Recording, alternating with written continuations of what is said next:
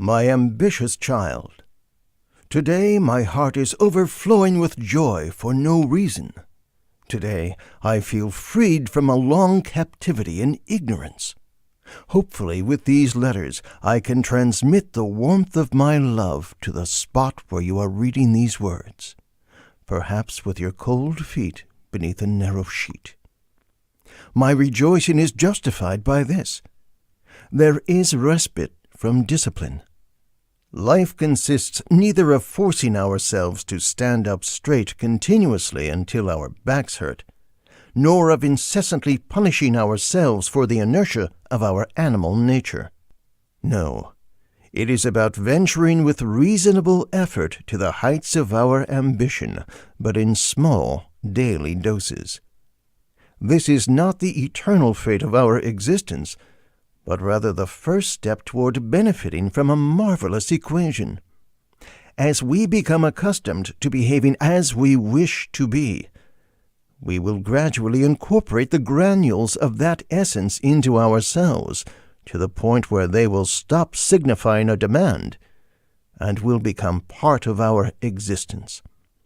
Imperceptibly, this new store of strength will propel us with greater ease along the road of higher disciplines and purer essences. The result is that life becomes exponentially less adverse for us, and we reach the highest goals almost without realizing it. Those who have followed this path can hand down an enormous arsenal of virtues.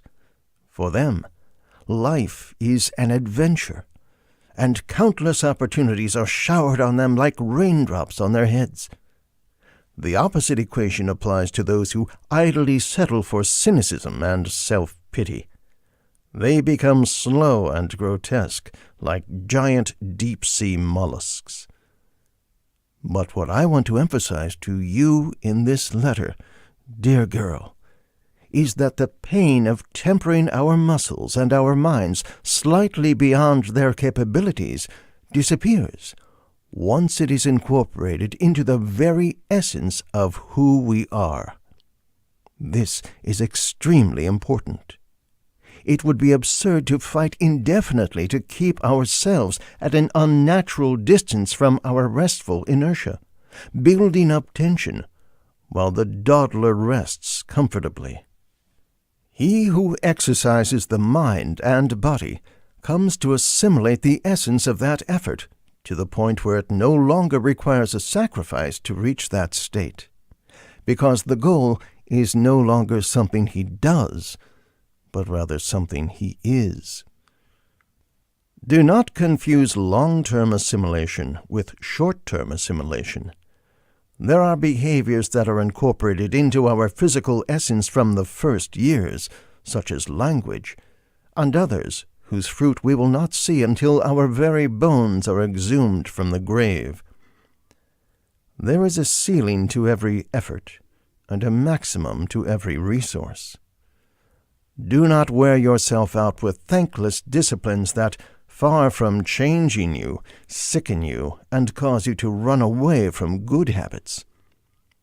Switch to a constant upward trend. Do not avoid effort, but do not become intoxicated by it either. The most important thing is for discipline to become so natural that you can practice it daily without extreme sacrifice.